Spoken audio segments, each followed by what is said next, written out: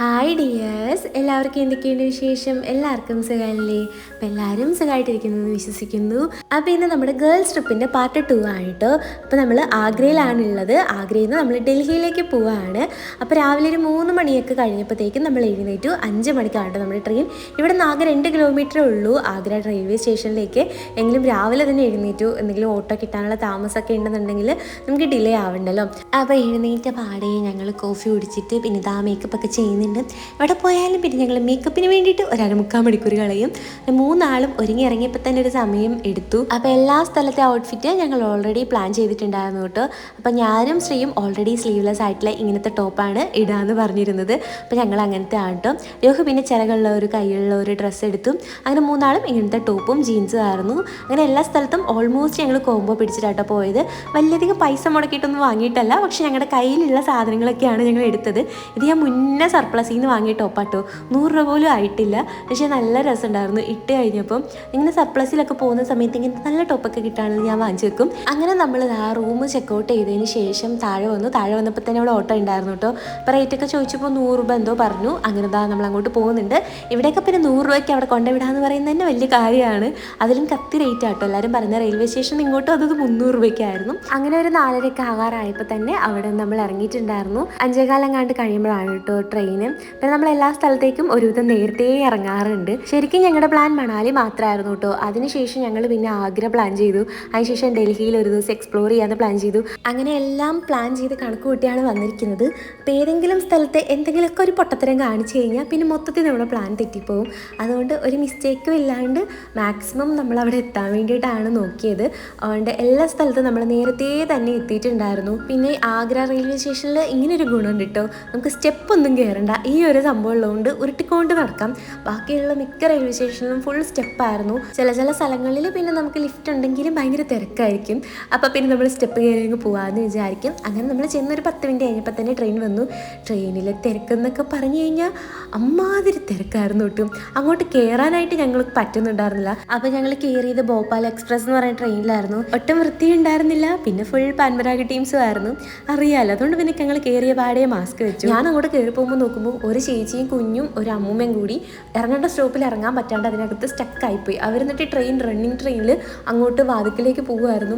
ശരിക്കും അത്രയും തിരക്കായിരുന്നു കേട്ടോ. പിന്നെ ആഗ്ര ടു ഡൽഹി പോയ സമയത്ത് നല്ലോണം കാഴ്ചകളൊക്കെ കണ്ടു പോകാൻ പറ്റി. ഇങ്ങോട്ട് വന്ന സമയത്ത് അത്ര അങ്ങനെ സീനറീസ് ഒന്നും ഉണ്ടായിരുന്നില്ല. ഒരു നമ്മൾ മല്ലൂസിങ് കാണുമ്പോൾ അതിൽ ആ പാടമൊക്കെ ഇല്ലേ, ആ ഒരു ഫീലുള്ള സ്ഥലങ്ങളായിരുന്നു. നല്ല രസമുണ്ടായിരുന്നു കാണാനായിട്ട്. ഏതൊക്കെ സ്റ്റേറ്റിൽ കൂടെ കടന്നു പോകും. സത്യം പറഞ്ഞാൽ എനിക്ക് ചില സമയത്ത് ഒരു ഐഡിയ ഇല്ല. പകുതി സമയം ഉറക്കമായിരിക്കും, അല്ല ഞങ്ങൾ വൈബടിച്ചങ്ങനെ ഇരിക്കുകയായിരിക്കും. അങ്ങനെ നമ്മൾ ഡൽഹി റെയിൽവേ സ്റ്റേഷനിൽ വന്നിരിക്കുകയാണ്. അപ്പോൾ ന്യൂഡൽഹി റെയിൽവേ സ്റ്റേഷനിലാണ് നമ്മൾ വന്നിറങ്ങിയത്. തിരക്കെന്നൊക്കെ പറഞ്ഞു കഴിഞ്ഞാൽ ഭയങ്കര തിരക്കായിരുന്നു. സൂചി കുത്താൻ ഇടയില്ലാത്തൊരവസ്ഥയായിരുന്നു. തട്ടിത്തടഞ്ഞൊക്കെയാണ് നമ്മൾ അങ്ങോട്ടും ഇങ്ങോട്ടൊക്കെ പൊയ്ക്കൊണ്ടിരുന്നത്. അങ്ങനെ അവിടെ നമ്മൾ ലിഫ്റ്റൊക്കെ ഇറങ്ങി താഴെ എത്തി. അവിടെ ചെന്ന പാടെയാണ് നമ്മൾ മാസ്ക് ഊരിയത്. അപ്പോഴാണൊന്ന് ശ്വാസം കിട്ടിയത്. അത്രയും നേരം ആ ട്രെയിനിൽ നമ്മൾ കടിച്ചു പിടിച്ചെങ്കിൽ ഇരിക്കുകയായിരുന്നു. പിന്നെ നമ്മൾ ഫ്രണ്ടിൽ വന്ന് നിന്നപ്പോഴത്തേക്കും നമ്മുടെ ടാക്സി ഡ്രൈവർ വന്നു. അപ്പോൾ നമുക്ക് ഡൽഹിയിൽ പാക്കേജ് ഉണ്ടായിരുന്നു. അപ്പോൾ നമ്മൾ ക്യാബ് ഓൾറെഡി എടുത്തിട്ടുണ്ടായിരുന്നു. അപ്പോൾ അതിന് നമ്മൾ എല്ലാ സ്ഥലങ്ങളും കൊണ്ട് കാണിക്കും. ഇപ്പോൾ ഞങ്ങൾക്ക് സരോജിനിയിൽ നമ്മൾ മണാലി പോകുമ്പോൾ ഇടാനുള്ള ആ ഒരു ജാക്കറ്റൊക്കെ വാങ്ങണം. അപ്പോൾ അവിടെയും നമ്മളെ കൊണ്ടുപോകും. അപ്പോൾ എല്ലാത്തിനും കൂടിയിട്ടുള്ള ഒരു പാക്കേജാണ് കേട്ടോ. അങ്ങനെ നമ്മൾ ഫസ്റ്റ് ഇറങ്ങിയ പാടെ തന്നെ ഫുഡ് കഴിക്കാൻ വേണ്ടി പോകുന്നുണ്ട്. നല്ലോണം വിശക്കുന്നുണ്ടായിരുന്നു. അപ്പോൾ കേരള ഹൗസിൻ്റെ ക്യാൻറ്റീനിലേക്കാണ് കേട്ടോ നമ്മൾ ആദ്യം പോയത്. അങ്ങോട്ടേക്ക് പോകുന്ന വഴിക്ക് നമ്മളുടെ ഇന്ത്യ ഗേറ്റ് കണ്ടിട്ടുണ്ടായിരുന്നു. കണ്ടപ്പോൾ ഞാൻ മഞ്ഞിൽ പൊതിഞ്ഞ് നിൽക്കുകയെന്നാട്ടോ വിചാരിച്ച്. അപ്പോൾ കൂടെയുള്ള ചേട്ടനാണ് പറഞ്ഞത് അവിടുത്തെ പൊല്യൂഷനാണെന്ന്. നമുക്ക് കാണുമ്പോൾ ശരിക്കും മഞ്ഞ് പോലെ തോന്നുള്ളൂ കേട്ടോ. അങ്ങനെ നമ്മൾ കേരള ഹൗസിലെത്തി. ഞങ്ങൾക്ക് എങ്ങനെയെങ്കിലും കുറച്ച് നാടൻ ഫുഡ് കിട്ടിയാൽ മതി എന്നേ ഉണ്ടായിരുന്നുള്ളൂ. ഇവിടെ നിന്ന് പോയി കുറച്ച് ദിവസം കഴിഞ്ഞപ്പോൾ തന്നെ കുറച്ച് കഞ്ഞി കിട്ടിയാൽ മതി എന്നുള്ള അവസ്ഥയായിരുന്നു. അപ്പോൾ അതിൻ്റെ സൈഡിലായിട്ട് കാണുന്ന ഫ്ലവേഴ്സാണ് കേട്ടോ ഇത്. എനിക്ക് ഭയങ്കര ഇഷ്ടമാണ് ഇങ്ങനെ വെള്ള ഇതിലുള്ള പൂക്കൾ. ഞാനിങ്ങനെ ലില്ലിപ്പൂവ്, അതുപോലെ സൺഫ്ലവർ, ഇതൊക്കെ എനിക്ക് ഭയങ്കര ഇഷ്ടമായിട്ടും. ഡൽഹി വന്നിറങ്ങിയപ്പോൾ തുടങ്ങി എവിടെ നോക്കിയാലും ഇതുപോലെ ഫ്ലവേഴ്സാണ്. അത് കാണുമ്പോൾ തന്നെ എന്തൊരു രസമാണെന്ന് അറിയും.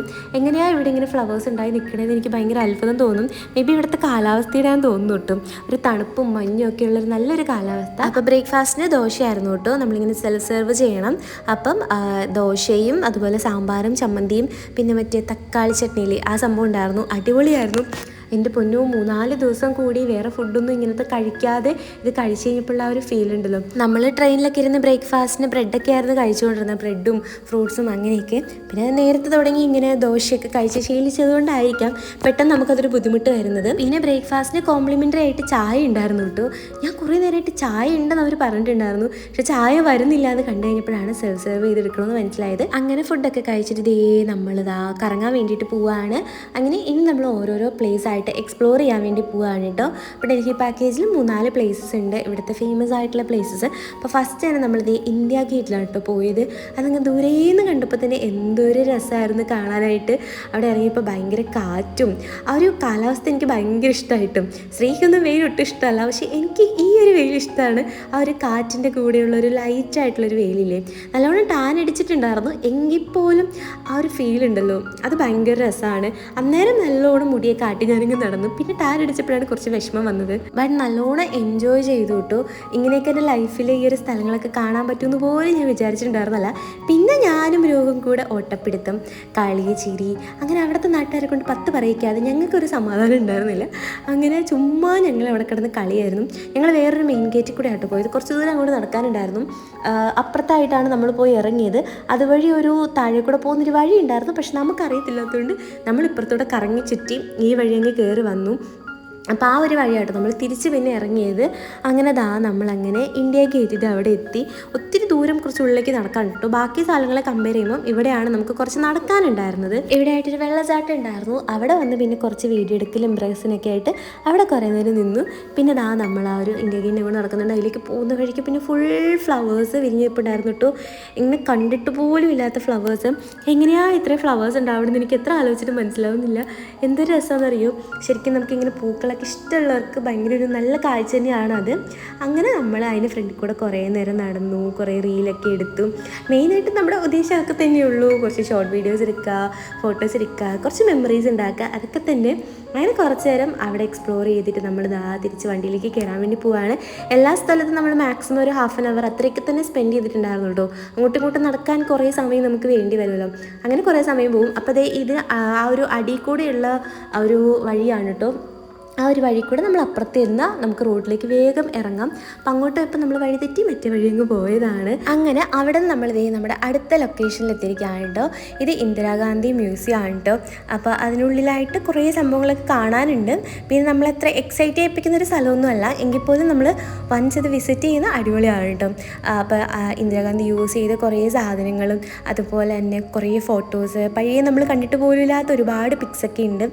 അങ്ങനെ എന്താ പറയുക, ഇതിനകത്ത് കാണിക്കാൻ മാത്രം ഉള്ള സംഭവങ്ങളൊന്നും ഇല്ലെങ്കിൽ പോലും നമുക്കതൊരു ഫീലാണ് കേട്ടോ. ഇവിടെ വന്ന് നമ്മുടെ പഴയ കാലത്തെ സംഭവങ്ങളൊക്കെ കാണുന്നത്. ഞങ്ങൾക്ക് ഏറ്റവും ഇഷ്ടമായത് റൂമാണ് കേട്ടോ. റൂം, അതുപോലെ ഡൈനിങ് റൂം, അങ്ങനെ എല്ലാം സെപ്പറേറ്റഡ് ആയിട്ട് അവിടെ എഴുതിയിട്ടുണ്ടായിരുന്നു. റൂമിനകം കാണാൻ നല്ല രസമുണ്ടായിരുന്നു. അന്നത്തെ കാലത്ത് ഇത്രയും ഭംഗിയുള്ളൊരു പ്ലേസ് എന്നൊക്കെ പറയുമ്പം നമുക്ക് ചിന്തിക്കാൻ പോലും പറ്റത്തില്ല, അത്രയും രസമുണ്ടായിരുന്നു കാണാൻ. പിന്നെ ഇവിടെ വെച്ചാണ് കേട്ടോ ഇന്ദിരാഗാന്ധി കൊല ചെയ്യപ്പെട്ടത്. അപ്പം ആ ഒരു പ്ലേസൊക്കെ അവിടെ എഴുതിയൊക്കെ വെച്ചിട്ടുണ്ട്. എനിക്ക് ആദ്യം കണ്ടപ്പോൾ സംഭവം മനസ്സിലായില്ല, പിന്നെ വായിച്ച് നോക്കിയപ്പോഴാണ് മനസ്സിലായത്. അങ്ങനെ അതൊക്കെ കണ്ടതാ നമ്മൾ പിന്നെയും അങ്ങോട്ട് നടക്കുന്ന വഴിയിൽ വീണ്ടും ലില്ലിപ്പൂക്കൾ. എവിടെ ചെന്നാലും ഈ ലില്ലിപ്പൂക്കൾ എൻ്റെ ഹടാർ ആകർഷിക്കുന്നുണ്ടായിരുന്നു.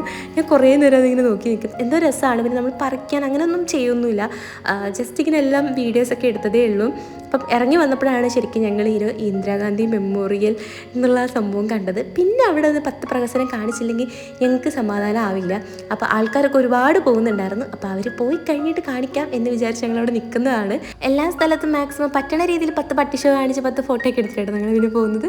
അങ്ങനെ 3 ആളും കൂടി ആ ഒരു ഫ്രെയിമിൽ ഫിറ്റ് ആവുന്ന രീതിയിൽ നിന്നിട്ട് കുറച്ച് ഫോട്ടോസും വീഡിയോസൊക്കെ എടുത്തു. അപ്പോൾ എവിടെ നോക്കിയാലും ടെൻ്റ് അടിച്ച് പട്ടാളക്കാരാണ് കേട്ടോ. എനിക്ക് ആദ്യം കണ്ടപ്പോൾ കുറച്ച് പേടിയായി, പട്ടാളക്കാരും തോക്കും ഒക്കെ. നമ്മളിങ്ങനെ ഒത്തിരി അങ്ങനെ കണ്ടിട്ടില്ലല്ലോ. 1-2 പോലീസുകാരൊക്കെ നമ്മുടെ നാട്ടിൽ കണ്ടിട്ടുണ്ട്, അല്ലെങ്കിൽ എന്തെങ്കിലുമൊക്കെ പരിപാടിക്ക് കുറച്ച് പട്ടാളക്കാരെ കണ്ടിട്ടുണ്ടെന്നല്ലാതെ ഇവിടെ തിരിഞ്ഞു നോക്കിയാലും പട്ടാളക്കാരും പോലീസുകാരും. അത് ഇവരെ കാണുമ്പോൾ നമുക്ക് കുറച്ച് പേടിയുമാവും കേട്ടോ. അത് കഴിഞ്ഞിട്ട് പിന്നെ നമ്മളിതേ പോയത് കുത്തബ് മിനാറിലേക്കാണ്. അപ്പോൾ എല്ലാ സ്ഥലത്തും സെക്യൂരിറ്റി ചെക്ക് ഉണ്ട് കേട്ടോ. ഡബിൾ ചെക്കൊക്കെ ചെയ്ത് നമ്മൾ ബോഡി ചെക്കൊക്കെ ചെയ്തിട്ട് മാത്രമേ അകത്തേക്ക് കയറി വിടത്തുള്ളൂ. അപ്പോൾ ലേഡീസ് ഉണ്ട് കേട്ടോ, ലേഡീസ് പട്ടാളക്കാരുണ്ട്. പിന്നെ പ്രത്യേക കാര്യം എന്താണെന്ന് വെച്ചാൽ ക്യാമറ സ്റ്റാൻഡോ സെൽഫി സ്റ്റിക്കോ ഒന്നും ഉള്ളിലോട്ട് കൊണ്ടുപോകാനായിട്ട് പറ്റത്തില്ല. നമുക്ക് ഫോൺ മാത്രം കയ്യിൽ കയ്യിലെടുത്തുകൊണ്ട് പോവാം, വീഡിയോസൊക്കെ എടുക്കാം. പക്ഷേ വേറെ ഒരു സംഭവങ്ങളും കേട്ടില്ല കേട്ടോ. അതെന്താ സംഭവം എന്നറിയില്ല. എങ്കിൽ പോലും ഞങ്ങളുടെ കയ്യിൽ നിന്ന് സ്റ്റാൻഡ് അവർ മേടിച്ചവിടെ വെച്ച് ഒരു കുഞ്ഞ് സെൽഫി സ്റ്റിക്ക് എൻ്റെ കയ്യിലുണ്ടായിരുന്നു. അപ്പോൾ അവിടെ ചെന്ന് കഴിഞ്ഞപ്പോൾ ആ ഒരു ഫീൽ ഉണ്ടല്ലോ, ഇങ്ങനെ ലോകാത്ഭുതങ്ങളൊക്കെ കാണാൻ പറ്റുമെന്ന് ഞാൻ ഒരിക്കലും സ്വപ്നത്തിൽ പോലും വിചാരിച്ചില്ല. താജ്മഹൽ പോയ ഒരു ക്യൂരിയോസിറ്റി ഉണ്ടായിരുന്നു എന്ന് ചോദിച്ചില്ല, പക്ഷേ വന്നു കഴിഞ്ഞപ്പോൾ ഭയങ്കര ഒരു ഫീലായിരുന്നു. നല്ല രസമുണ്ടായിരുന്നു കേട്ടോ. ആ ഒരു കല്ല് ബിൽഡിങ്സ് ഒക്കെ കാണാൻ വേണ്ടിയിട്ട് എന്തോ ഒരു പുതിയൊരു ഫീലിംഗ് ആയിരുന്നു. പിന്നെ നമുക്ക് ഫ്ലൈറ്റൊക്കെ നല്ല അടുത്തൂടെ ഇങ്ങനെ പറന്നു പോകുന്നത് കാണാൻ വേണ്ടിയിട്ട് പറ്റും. കുഞ്ഞിലെ നമ്മളിങ്ങനെ പുറത്തിറങ്ങി നോക്കിക്കില്ലേ, ആ ഒരു ഫീലായിരുന്നു. അങ്ങനെ അവിടുത്തെ കാഴ്ചകളൊക്കെ കണ്ടതാ നമ്മൾ അവിടെ നിന്ന് പുറത്തേക്ക് നടന്നു പോകുന്നുണ്ട്. കുത്തബ് മിനാർ ഒരുപാടൊന്നും കാണാനില്ല, വളരെ കുറച്ച് മാത്രമേ കാണാനുണ്ടായിരുന്നുള്ളൂ. ഇറങ്ങിയ പാടെ നല്ലോണം ദാഹിക്കുന്നുണ്ടായിരുന്നു. അപ്പോൾ ഞങ്ങളൊരു സോഡാലയും വാങ്ങിച്ചു കിട്ടും. ഇവിടെ അങ്ങനെ വലിയധികം നല്ല ഡ്രിങ്ക്സ് ഒന്നും കിട്ടുന്നുണ്ടായിരുന്നില്ല. സോഡാലയും ആണെങ്കിലും നമ്മുടെ നാട്ടിലത്തെ ടേസ്റ്റ് ഒന്നുമില്ല, കുഴപ്പമില്ല അങ്ങനെ പറയാനേ പറ്റത്തുള്ളൂ. കുറച്ച് ചീത്ത നാരങ്ങയായിരുന്നു എന്ന് ഞങ്ങൾക്കൊരു സംശയം ഉണ്ടായിരുന്നു. ഒരു ടേസ്റ്റ് ഉണ്ടായിരുന്നു. അതുകൊണ്ട് ഞങ്ങൾ പിന്നെ അപ്പുറത്ത് പോയിട്ട് വെള്ളം വാങ്ങിച്ചു കിട്ടും. അത് മാത്രമേ രക്ഷയുള്ളൂ. അല്ലാന്നുണ്ടെങ്കിൽ കരിക്കാണ് ഞങ്ങൾ വാങ്ങുന്നത്. മിക്ക സ്ഥലത്തുനിന്നും കരിക്ക് വാങ്ങുമ്പോൾ നല്ല ടേസ്റ്റാണ് കേട്ടോ. 80 രൂപയൊക്കെയാണ് ഇവിടെ റേറ്റെങ്കിൽ പോലും നമുക്ക് കുടിച്ച് കഴിഞ്ഞാൽ നല്ലൊരു എനർജിയും കിട്ടും, നല്ലൊരു ആശ്വാസമാവും. അപ്പോൾ അത് കഴിഞ്ഞുള്ള ഞങ്ങളുടെ ലൊക്കേഷൻ ലോട്ടസ് ടെമ്പിൾ ആയിരുന്നു. അപ്പോൾ അവിടെയും കുറേ ക്യൂവും കാര്യങ്ങളൊക്കെ നിൽക്കണമായിരുന്നു. അങ്ങനെ ക്യൂ നിന്നതേ നമ്മൾ അങ്ങോട്ട് നടക്കുന്നുണ്ട്. ലോട്ടസ് ടെമ്പിളിലേക്ക് പോകുന്ന ആ വഴിയൊക്കെ അടിപൊളിയാട്ടോ. ഫുള്ള് നല്ല ചെടികളും പൂക്കളും അതേപോലെ തന്നെ നല്ല ഗാർഡനിങ് ഒക്കെ നല്ല ഭംഗിയായിട്ടാണ് ചെയ്തേക്കുന്നത്. ഇങ്ങനെയൊക്കെ വെട്ടി നന്നായിട്ട് അവർ മെയിൻറ്റെയിൻ ചെയ്തിട്ടുണ്ട്. ശരിക്കും നമ്മൾ ആദ്യത്തെ 2 സ്ഥലത്ത് പോയി കഴിഞ്ഞ് ഇവിടെ വന്നപ്പോഴത്തേനും നമുക്ക് കുറച്ച് സമയം പോയിട്ടുണ്ടായിരുന്നു. അങ്ങനെ അധികം നമ്മൾ ഉള്ളിലോട്ടൊന്നും കയറാൻ പോയില്ല. അവിടെ വന്ന് കുറേ നേരം വായി നോക്കിയിട്ട് പിന്നെ ദേ നമ്മൾ പോവാണ്. ഗായ്സ്, ഇവിടുത്തെ പുതിയ ഗാർഡനേഴ്സ് ആണ് 2 പേർ, തോട്ടപ്പണിക്കാരികൾ. കണ്ടില്ലേ, തേയില നുള്ളാനുള്ള കൊളുന്ത് നുള്ളാനുള്ള ചാക്ക് വരെ പുറകിലുണ്ട്. കൊളുന്ത് നുള്ളുന്ന ചാക്ക് വരെ പുറകിലുണ്ട്. കണ്ടോ ഗായ്സ്, പുതിയ തോട്ടപ്പണിക്കാരികൾ. കീറിയ പാൻറ്റുകളാണ് ഗായ്സ്, പാവങ്ങളാ തയ്ച്ച്. ഞങ്ങൾ 3 ഫുൾ ടൈം അങ്ങോട്ടും ഇങ്ങോട്ടും ട്രോളലും ഇത് തന്നെയാണ് പരിപാടി. ഞങ്ങളുടെ ഫുൾ വോയിസ് ഒക്കെ ഇട്ട് കഴിഞ്ഞാൽ അമ്മാതിരി അലമ്പ് പിള്ളേരാണെന്ന് നിങ്ങൾ വിചാരിക്കും. അപ്പോൾ ഇത് അവിടുത്തെ വാഷ്റൂമാണ് കേട്ടോ. അവിടുത്തെ വാഷ്റൂമൊക്കെ ഭയങ്കര ക്ലീനാണ്. എല്ലാ സ്ഥലത്തെയും വാഷ്റൂം നല്ല നീറ്റായിരുന്നു. പിന്നെ നമ്മൾ പുറത്തേക്ക് ഇറങ്ങി ഒരുപാട് കടകളും അതുപോലെ സ്മോൾ സ്കെയിൽ സെല്ലേഴ്സും അങ്ങനെ ഒത്തിരി പേരുണ്ടായിരുന്നു.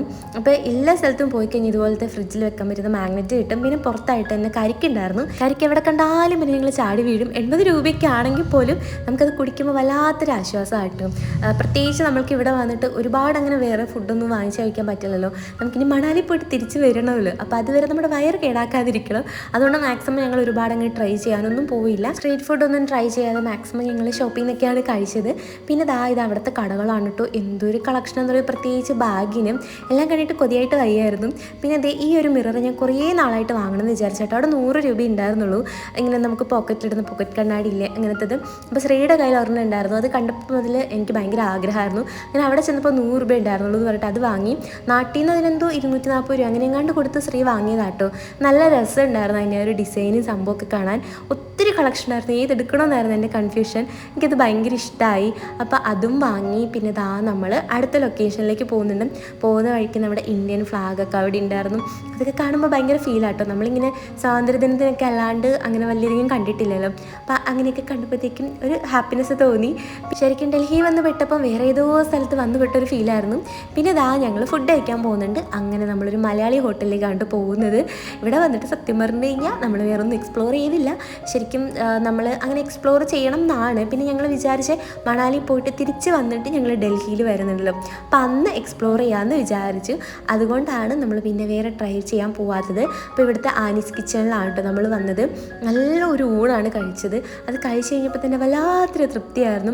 നല്ല സാമ്പാറും പുളിശ്ശേരിയും ഒക്കെ കൂട്ടി നല്ലൊരു ഊണായിരുന്നു കേട്ടോ. രസം ഉണ്ടായിരുന്നു, പക്ഷേ എങ്കിലും എനിക്ക് ഒരുപാടങ്ങ് ഇഷ്ടമായില്ല. പക്ഷേ സാമ്പാറും പുളിശ്ശേരി അടിപൊളിയായിരുന്നു കേട്ടോ. നാട്ടിൽ നിന്ന് എങ്ങോട്ടെങ്കിലും മാറി നിന്നിട്ട് ഊണൊക്കെ കഴിക്കുമ്പോൾ ഒരു സ്വർഗ്ഗം കിട്ടിയ ഫീലാണ്.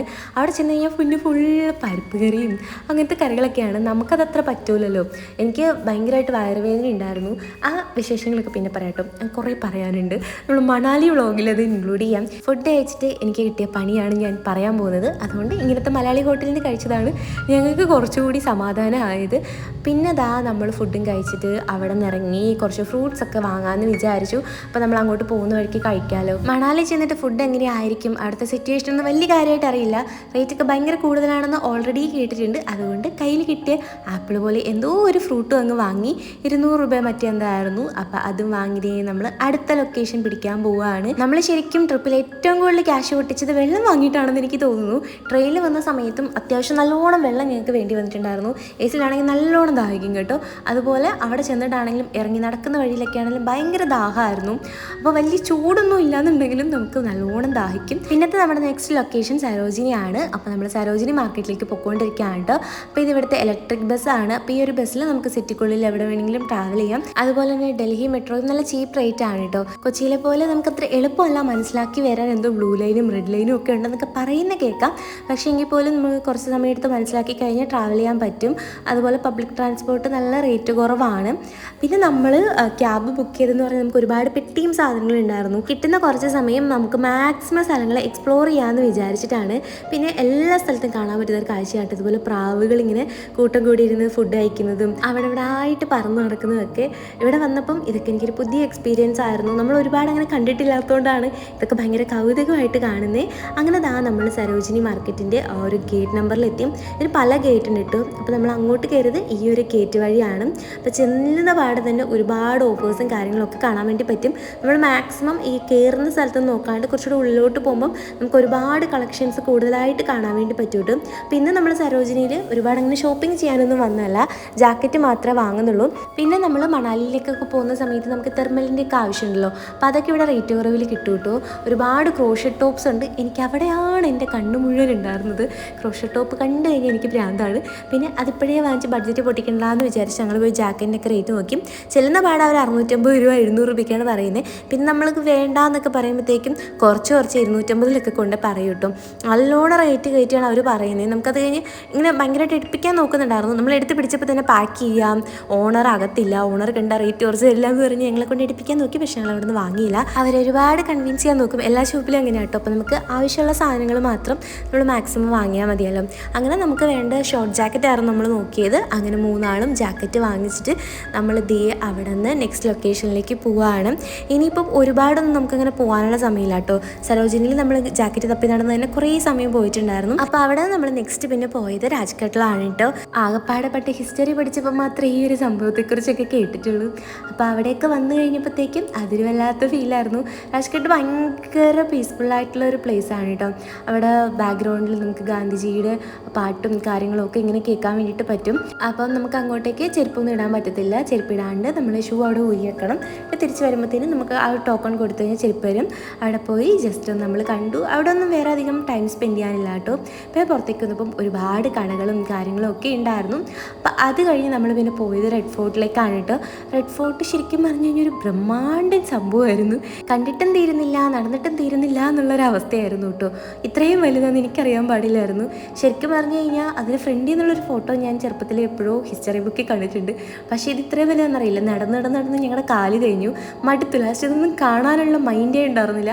അപ്പോഴത്തേനും കാലിന് വേദനയായി. പിന്നെ അതിൻ്റെ അകത്തായിട്ട് എന്തോ ഒരു മേള പോലത്തെ സംഭവം നടക്കുന്നുണ്ടായിരുന്നു. അവിടെ ഇതുപോലെ 100 രൂപയുടെ പാവാട, 100 രൂപയുടെ ടോപ്പും അങ്ങനെ ഓഫറിലൊക്കെ ഒരുപാട് ഉണ്ടായിരുന്നു കേട്ടോ. പിന്നെ ഇവിടെ നിന്നൊന്നും ഞങ്ങൾ സത്യം പറഞ്ഞാൽ ഒന്നും വാങ്ങിയില്ല. മണാലി പോയിട്ട് തിരിച്ച് വന്നാൽ മതിയെന്നേ ഉണ്ടായിരുന്നുള്ളൂ. പിന്നെ നമ്മുടെ ബാഗിലൊന്നും അധികം സ്ഥലവും ഉണ്ടായിരുന്നില്ല. അപ്പോൾ ഇതെല്ലാം കൂടെ കുത്തി നിറച്ച് കൊണ്ടുപോകാൻ പറ്റത്തില്ലല്ലോ. അപ്പോൾ മാക്സിമം നമ്മൾ ഒന്നും വാങ്ങാണ്ട് എല്ലാം കണ്ട് നിർവൃതി അടഞ്ഞ് തിരിച്ചിറങ്ങുകയാണ് ചെയ്തത്. അത് കഴിഞ്ഞപ്പോൾ പിന്നെ ഉള്ള സമയം കൊണ്ട് ജസ്റ്റ് ഒന്ന് ഉള്ളിൽ കയറാമെന്ന് ഞങ്ങൾ വിചാരിച്ചു കേട്ടോ. ശരിക്കും അതിൻ്റെ ഉള്ളിലേക്ക് ഒരുപാട് കാണാനായിട്ടുണ്ട്. പക്ഷെ ഞങ്ങൾ അധിക നേരം ഒന്നും ഉള്ളിൽ സ്പെൻഡ് ചെയ്തില്ല. പക്ഷെ പുറത്തെ കാഴ്ചകളൊക്കെ നല്ല രസമുണ്ടായിരുന്നു. അവർ കാക്കകൾ പറക്കുന്നതും അങ്ങനെയൊക്കെ കാണാൻ, പ്രത്യേകിച്ച് ഈവനിങ് ടൈം ആയതുകൊണ്ട് അതിൻ്റെ ഒരു ആംബിയൻസ് ഉണ്ടായിരുന്നു. അപ്പോൾ ഉള്ളിൽ പിന്നെ ഫുൾ ഇതുപോലത്തെ ഷോപ്പുകളാണ് കേട്ടോ. അത് കഴിഞ്ഞ ഉള്ളിലേക്ക് എന്തെങ്കിലും ഉണ്ടോ എന്ന് ഞങ്ങൾക്ക് അറിയില്ല. ഞങ്ങൾ കുറച്ച് ദൂരം നടന്നിട്ട് മടുത്തിട്ട് ഞങ്ങൾ തിരിച്ചിറങ്ങി പോകുന്നു. മാലയുടെയും കമ്മലിൻ്റെയും ബാഗിൻ്റെയൊക്കെ ഒത്തിരി കളക്ഷൻ ഉണ്ടായിരുന്നു കേട്ടോ. 200 രൂപയ്ക്ക് നല്ല ഹെവി ആയിട്ടുള്ള വർക്കൊക്കെ വരുന്ന മാലയും കമ്മലും, അതുപോലെ 100 രൂപയ്ക്കാണ് ഈ വളയൊക്കെ കിട്ടുന്നത്. 4 എണ്ണത്തിൻ്റെ സെറ്റ്, ഇങ്ങനെ 10 എണ്ണത്തിൻ്റെ സെറ്റ്, അങ്ങനെ കുറേ ടൈപ്പ് വളകളുണ്ട്. അതിനെല്ലാത്തിനും 100 രൂപ ഉണ്ടായിരുന്നുള്ളൂ. ബാഗിനൊക്കെയാണെങ്കിലും അത്യാവശ്യം റേറ്റ് കുറവുണ്ടായിരുന്നു. അങ്ങനെ അതൊക്കെ വായി നോക്കി നടന്നിട്ട് നമ്മൾ പിന്നെ പുറത്തേക്ക് ഇറങ്ങി. പിന്നെ ഒരു 1.5 ബ്ലോക്കായിരുന്നു കേട്ടോ. ഒരുപാട് സമയം നമ്മൾ ബ്ലോക്കിൽ നിന്നു. അതുകൊണ്ട് നമ്മൾ കുറച്ച് നേരത്തെ ഇറങ്ങുകയാണ് ചെയ്തത്. നമ്മൾ കാശ്മീരി ഗേറ്റിൻ്റെ അങ്ങോട്ടേക്ക് എത്തണം. അപ്പോൾ അവിടെ നിന്ന് 8:30 കാണണം നമ്മുടെ ബസ്. അപ്പോൾ നമ്മൾ കുറച്ച് നേരത്തെ പോയിട്ട് ഫുഡൊക്കെ കഴിച്ച് നിൽക്കണമല്ലോ. അപ്പോൾ അതുകൊണ്ട് കുറച്ച് നേരത്തെ ഇങ്ങോട്ട് വരുവാണ് ചെയ്തത്. അവിടെ വന്നിട്ട് ഇതുപോലത്തെ ഓട്ടോ ഉണ്ടായിരുന്നു കേട്ടോ. ഭയങ്കര ബ്ലോക്ക് ആയതുകൊണ്ട് ആ ഒരു ഓട്ടോ ഉണ്ട്. അത് ആകെപ്പാടെ ഒരാൾക്ക് മാത്രമേ ഒരു സീറ്റിലിരിക്കാൻ പറ്റുള്ളൂ. പിന്നെ 2 സൈഡിലായിട്ട് ഇങ്ങനെ വാതിലൊന്നും ഇല്ല. അതുകൊണ്ട് കുറച്ച് ശ്രദ്ധിച്ചിരിക്കണം. അങ്ങനെ എല്ലാ സാധനവും കൂടി എങ്ങനെയൊക്കെയോ തിക്കി നിറച്ച് വെച്ച് നമ്മൾ കാശ്മീരി ഗേറ്റിൻ്റെ അവിടെയുള്ള ബസ് സ്റ്റാൻഡിലേക്ക് പോകുന്നുണ്ട്. അപ്പോൾ അവിടെ ചെന്നിട്ട് നമുക്ക് കുറേ സമയം ബാക്കിയായിരുന്നു കേട്ടോ. അപ്പോൾ ചെന്ന പാടെ തന്നെ ഞങ്ങൾ രോഗുവിനെ ഗുളികയൊക്കെ കഴിപ്പിക്കുന്നുണ്ട്. അപ്പോൾ നമ്മൾ ബസ്സിൽ കയറുന്നതിന് ഒരു 1 അവർ മുന്നെയോ അങ്ങനെ എന്തോ ഒരു കണക്കുണ്ടല്ലോ, അതനുസരിച്ച് ഞങ്ങൾ ഇവരെ ഗുളിക കഴിച്ചു. 3 ആളും കഴിച്ചു കിട്ടുമോ. ഇവിടെ നിന്ന് നമ്മൾ രാത്രി കയറിക്കഴിഞ്ഞാൽ വെളുപ്പിനെ അവിടെ എത്തുള്ളൂ. അപ്പം 12 അവേഴ്സ് നമ്മൾ മിക്കവാറും ബസ്സിലിരിക്കേണ്ടി വരും. ഇവൾക്കാണെങ്കിൽ ഇങ്ങോട്ട് വരുന്ന വഴി ഛർദിയായിരുന്നു. അതുകൊണ്ട് തിരിച്ച് പോകുന്ന വഴി ഛർദിച്ച് ആവശ്യമാവണ്ടല്ലോ എന്ന് വിചാരിച്ച് ഞാൻ ടാബ്ലറ്റൊക്കെ കൊടുത്തു. പിന്നെ ഞങ്ങൾ ഡോമിനോസിൽ പോയിട്ട് പിസ്സ വാങ്ങിച്ചിട്ട് നൈറ്റ് കഴിക്കാമെന്ന് വിചാരിച്ചു കേട്ടോ. നൈറ്റ് പിന്നെ വേറെ എന്താ കഴിക്കണമെന്ന് ഒരു ഐഡിയ ഇല്ലായിരുന്നു. കയ്യിൽ കൊണ്ടുവന്ന ഫുഡൊക്കെ ഓൾമോസ്റ്റ് സ്റ്റോക്ക് തീർന്നു. അപ്പോൾ പിന്നെ അത് വാങ്ങാമെന്ന് വിചാരിച്ചു. പക്ഷെ അവിടെ ചെന്ന് കഴിഞ്ഞപ്പോഴത്തേക്കും അവർ ഓൺലൈനിൽ ഓർഡർ ചെയ്തിട്ട് വെയിറ്റ് ചെയ്യണമെന്ന് പറഞ്ഞു. അപ്പോൾ പിന്നെ നമുക്ക് സമയമില്ലാത്തതുകൊണ്ട് നമ്മൾ പിന്നെ അവിടെ നിന്ന് വാങ്ങിയില്ല. അവിടെ നിന്ന് കുറച്ച് മുന്നോട്ട് പോയപ്പോൾ KFC ഉണ്ടായിരുന്നു കേട്ടോ. KFCയിൽ പോയിട്ട് 2 റോള് വാങ്ങി.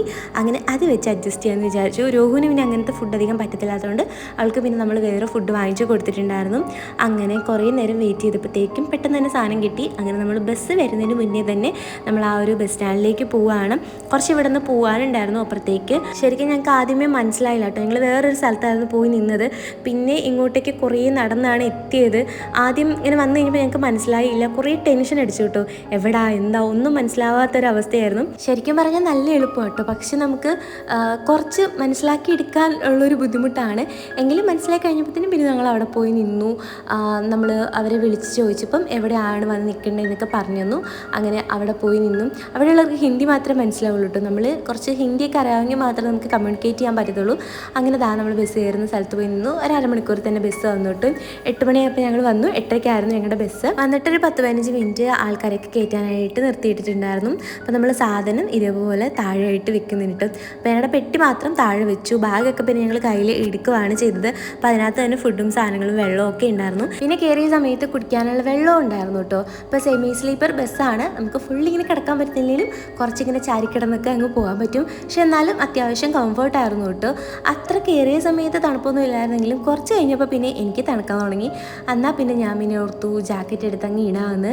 AC ബസ്സായതുകൊണ്ട് കുറച്ച് തണുപ്പും ഉണ്ടായിരുന്നു. പിന്നെ ഞാൻ മാസ്കും വെച്ചങ്ങ് കിടന്ന് ഉറങ്ങാമെന്ന് വിചാരിച്ചു. ഇവിടുത്തെ തണുപ്പ് തന്നെ പറ്റുന്നില്ല. മണാലി ചെല്ലുമ്പം എങ്ങനെ സർവൈവ് ചെയ്യും എന്നുള്ളതായിരുന്നു എൻ്റെ മെയിൻ ടെൻഷൻ. എന്നാലും നമ്മൾ ആ ഒരു കംഫർട്ട് സോൺ ബ്രേക്ക് ചെയ്യും, അവിടെ ചെന്ന് അതിജീവിക്കും എന്ന് മനസ്സിനെ പറഞ്ഞു പഠിപ്പിച്ചിട്ടാണ് ഇവിടുന്ന് പോയത്. പിന്നെ കുറച്ച് നേരം കഴിഞ്ഞ് ഒരു ഉറക്കമൊക്കെ കഴിഞ്ഞ് എഴുന്നേറ്റിട്ട് നമ്മൾ വാങ്ങിച്ച് ഫുഡ് കഴിക്കുന്നുണ്ട്. അപ്പോൾ തന്നെ കുറച്ച് തണുത്തൊക്കെ പോയിട്ടുണ്ടായിരുന്നു. എന്നാലും വിശപ്പ് കാരണം അതങ്ങ് കഴിച്ചു. കയറിയപ്പോൾ തന്നെ അങ്ങ് കഴിച്ചാൽ മതിയായിരുന്നു. പക്ഷേ ആ സമയത്ത് അത്ര അങ്ങ് വിശക്കുന്നുണ്ടായിരുന്നില്ല. ഭയങ്കര ക്ഷീണമായിരുന്നുകൊണ്ട് എങ്ങനെയെങ്കിലും കിടന്നൊന്ന് ഉറങ്ങിയാൽ മതിയെന്നേ ഉണ്ടായിരുന്നുള്ളൂ. പിന്നെ വീഡിയോ എടുക്കാനൊന്നും നിൽക്കാണ്ട് ഞാൻ നല്ലോണം കിടന്ന് ഉറങ്ങിയിട്ടോ. ചാർജിങ് ഒക്കെ ബസ്സിൽ തന്നെ ഉണ്ടായിരുന്നു. രാവിലെ എപ്പോഴോ ബോധം വന്നപ്പോൾ ഞാൻ എണീറ്റ് കഴിഞ്ഞപ്പം എന്നെ കിടുകിടാ വിറയ്ക്കാൻ തുടങ്ങി. എൻ്റെ വിറയാണ് വീഡിയോ ഇങ്ങനെ വിറയ്ക്കുന്നു കേട്ടോ. ഏതോ ഒരു രാജുദാബയുടെ ഫ്രണ്ടിലായിട്ട് നമ്മളെ കൊണ്ടേ വിട്ടു. എനിക്കാണെങ്കിൽ ഇത് ഏതാ സ്ഥലത്ത് കണ്ടിട്ട് മനസ്സിലായില്ല. പിന്നെ കുറച്ച് നേരം കഴിഞ്ഞപ്പോഴാണ് ചണ്ഡീഗഡ് എന്ന് മനസ്സിലായത്. വിറച്ചിട്ട് നിൽക്കാനും വയ്യ, നടക്കാനും വയ്യ. ഫോണിപ്പോൾ താഴെ പോകുന്നതായിരുന്നു എൻ്റെ ടെൻഷൻ. ടോയ്ലറ്റിൽ ചെന്നപ്പോഴാണെങ്കിൽ തണുത്ത മരച്ച വെള്ളം അതും കൂടി കയ്യിൽ പറ്റിക്കഴിഞ്ഞപ്പോഴത്തേക്കും എനിക്ക് പിന്നെ ഒരു രക്ഷയില്ല. ഞാൻ വന്നിട്ട് ചേട്ടാ കോഫി എത്രയാണെന്ന് ചോദിച്ചപ്പോൾ 90 രൂപ എന്ന് പറഞ്ഞു. ഒന്നും നോക്കിയില്ല, അതങ്ങനെ അങ്ങ് വാങ്ങി കുടിച്ചും. എനിക്ക് എന്താ പറയേണ്ടതെന്ന് അറിയില്ല കേട്ടോ. ആ ഒരു ഫീല് ശരിക്കും മണാലി ചെന്നിട്ട് ഇത്രയും തണുപ്പുണ്ടായിരുന്നോന്ന് എനിക്കറിയില്ല. ഞാനിപ്പം തണുപ്പ് കാരണം ചത്തു പോകുന്നുള്ള അവസ്ഥയായിരുന്നു. കോഫി കൈ കിടന്ന് വിറയ്ക്കുന്നുണ്ടായിരുന്നു. ഞാൻ എങ്ങനെയൊക്കെയോ പിന്നെ ആ കോഫി കുടിച്ചിട്ട് ബസ്സിൽ കയറി അപ്പം തന്നെ തൊപ്പിയും മറ്റേ കഴുത്തിലിടുന്ന സാധനം എടുത്തിട്ടോ. ആ സമയത്ത് ശ്രീയും രൂപമൊക്കെ നല്ല ഉറക്കമായിരുന്നു. അവർക്കൊരു തുള്ളി ബോധം ഉണ്ടായിരുന്നില്ലെന്ന് എനിക്ക് തോന്നുന്നു. ഞാനവിടെ ഇറങ്ങി കോഫി കുടിച്ചൊന്നും അവർ അറിഞ്ഞിട്ടുണ്ടായിരുന്നില്ല. ഞാൻ പക്ഷേ എങ്ങനെയോ ആ ഒരു തണുപ്പ് കാരണമാണോ അവിടെ വിളിച്ച് പറഞ്ഞപ്പോഴാണ് ഞാൻ എങ്ങനെയോ അവിടെ എഴുന്നേറ്റ് പുറത്തിറങ്ങിയപ്പോഴാണ് ശരിക്കും മനസ്സിലായത്. ബസ്സിനകത്ത് അത്ര അങ്ങ് അറിയില്ല കേട്ടോ. നമുക്ക് തണുപ്പോ അങ്ങനെ വിറയ്ക്കൊന്നുമില്ല. പക്ഷെ പുറത്തോട്ട് ഇറങ്ങി കഴിഞ്ഞപ്പോഴാണ് ആ തണുപ്പിൻ്റെ കാഠിന്യം മനസ്സിലായത്. അപ്പോൾ മോർണിംഗ് ഒരു 5 മണി ആ ഒരു സമയത്തെങ്ങാണ്ടാണ് ചണ്ഡീഗഡ് എത്തിയത്. അപ്പോൾ ഒരു 8 മണിയൊക്കെ ആവും മണാലിയിൽ ചെല്ലുമ്പോൾ. അപ്പോൾ മണാലി വിശേഷങ്ങളൊക്കെ നെക്സ്റ്റ് വീഡിയോയിൽ ഇടാം കേട്ടോ. അപ്പം ഇന്നത്തെ വീഡിയോ ഇത്രയേ ഉള്ളൂ. നെക്സ്റ്റ് വീഡിയോയുമായി വീണ്ടും കാണാം. അപ്പം അത്രയേ ഉള്ളൂ. Bye dears.